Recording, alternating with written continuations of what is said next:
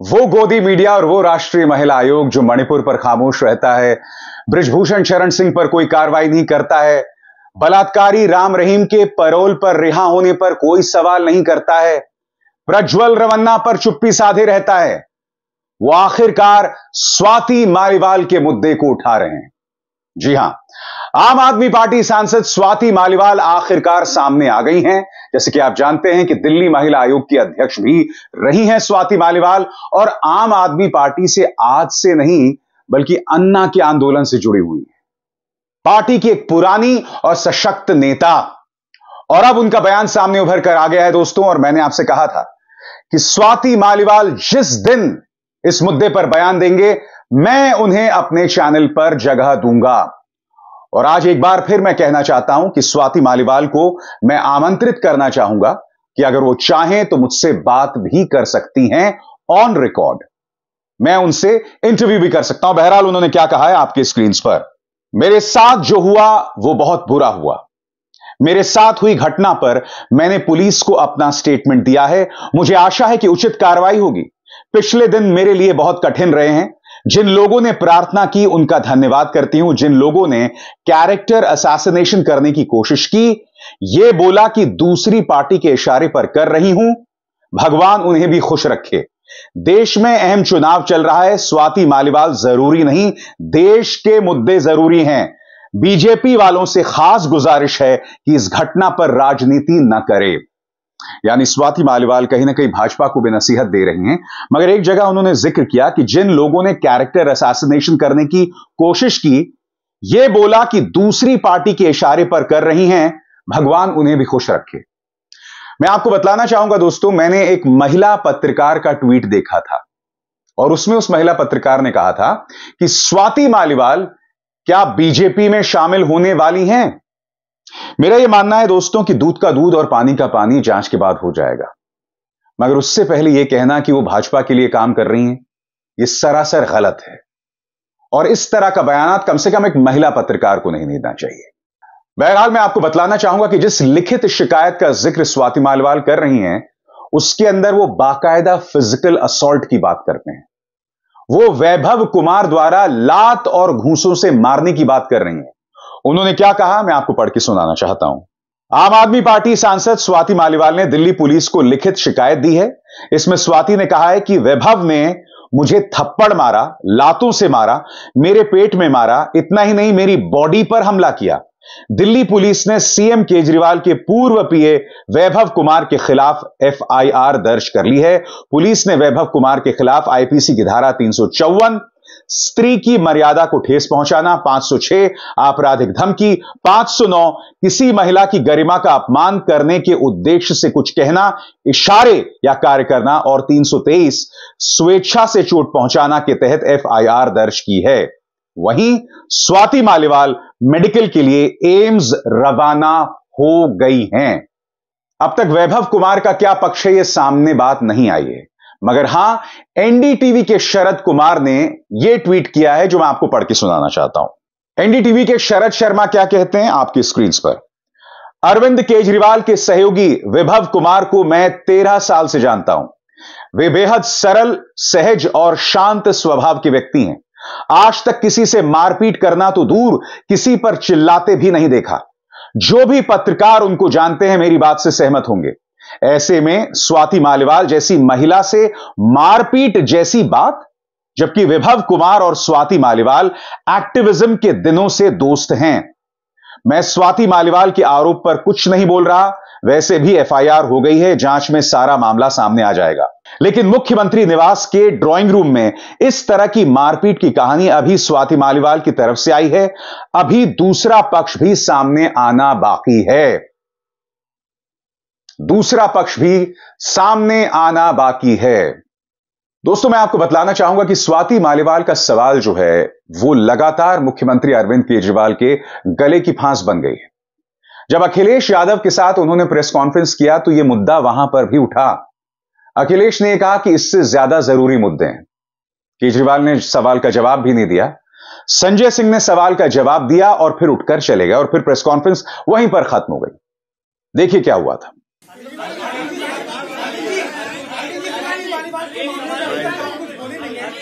निकल। आपके साथ में स्वाति मालीवाल के मामले में अभी तक अरे उससे ज्यादा जरूरी और चीजें भी हैं, कागज हम निकाल लिए। भाजपाई किसी के सगे नहीं है। क्या बोलेंगे स्वाति मालीवाल के मामले में, क्या बोलेंगे आप? ये है कि भाजपाई किसी के सगे नहीं है और भाजपाई झूठे मुकदमे लगाने वाला गैंग है। हाँ बोलो।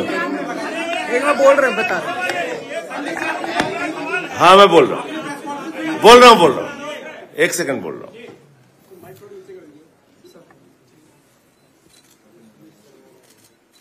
सब लोग, पूरा देश हतप्रभ है, दुखी है, आज तक पीड़ित है।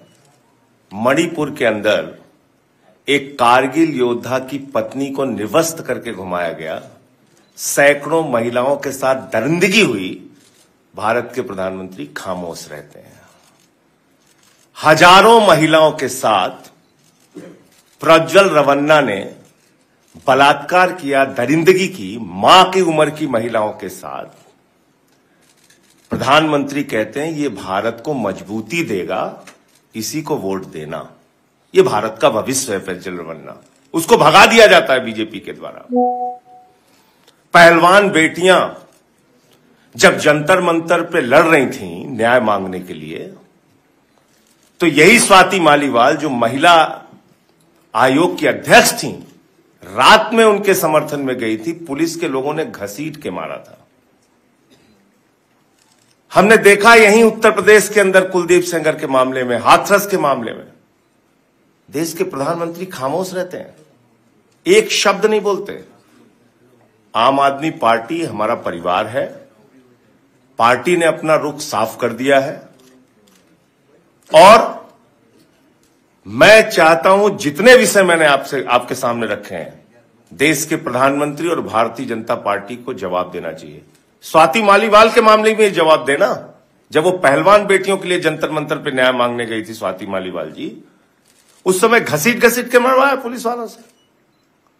तो इसलिए इस पे राजनीतिक खेल ना खेलें, मैं सिर्फ इतना कहना चाहता हूं। धन्यवाद।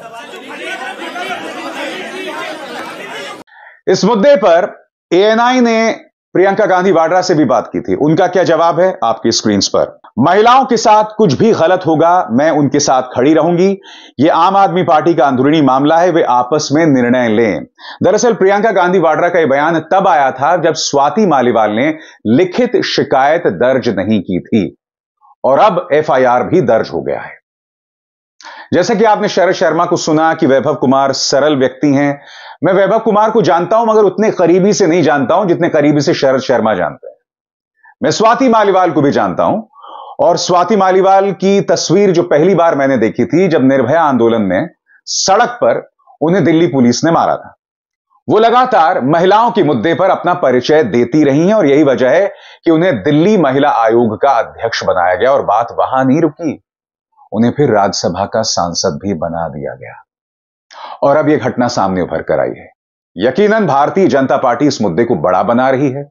गोदी मीडिया लगातार इस पर डिबेट कर रहा है। यह बात अलग है कि जब प्रज्वल रेवन्ना की बात आती है, बृजभूषण शरण सिंह के बेटे को टिकट देने की बात आती है, जब बृजभूषण शरण सिंह के हाथों जो महिला पहलवानों को यातना दी गई थी, टॉर्चर किया गया था, उसका जिक्र नहीं होता। कुलदीप सिंह सेंगर पर डिबेट्स नहीं होते। बलात्कारी को बार बार पैरोल पर क्यों रिहा किया जाता है, उस पर डिबेट नहीं होते। राष्ट्रीय महिला आयोग की अध्यक्ष रेखा जी जो हैं वो भाजपा की प्रवक्ता हैं, उससे ज्यादा कुछ नहीं। सबसे बड़ी बात, पश्चिम बंगाल के जो गवर्नर हैं, राज्यपाल, उन पर इतने गंभीर आरोप लगे हैं महिलाओं को शोषण को लेकर, एक नहीं दो दो गंभीर आरोप।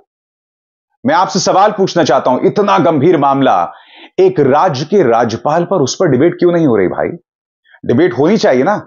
एक राज्य के राज्यपाल पर अगर ये आरोप लग रहे हैं और उसे खारिज कर रहे हैं, वो खारिज कर रहे हैं, तो डिबेट कीजिए, मुद्दा उठाइए टीएमसी जो उठा रही है। संदेश खाली आपको याद है कि नहीं?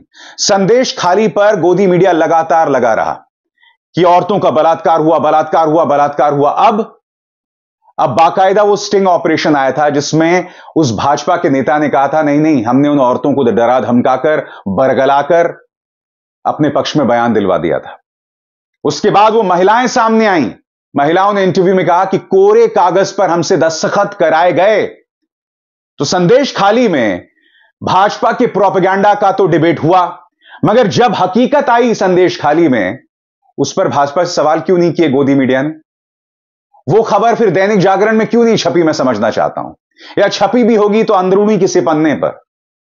तो ये दोहरे मापदंड साफ तौर पर दिखाई देते हैं, मगर वो दोहरे मापदंड आप मेरे मंच पर नहीं देखेंगे।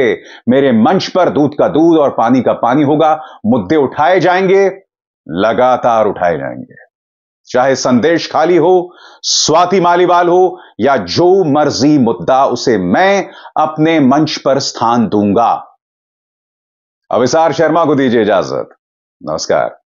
स्वतंत्र और आजाद पत्रकारिता का समर्थन कीजिए, सच में मेरा साथी बनिए। बहुत आसान है दोस्तों, इस ज्वाइन बटन को दबाइए और आपके सामने आएंगे ये 3 विकल्प, इनमें से एक चुनिए और सच के इस सफर में मेरा साथी बनिए।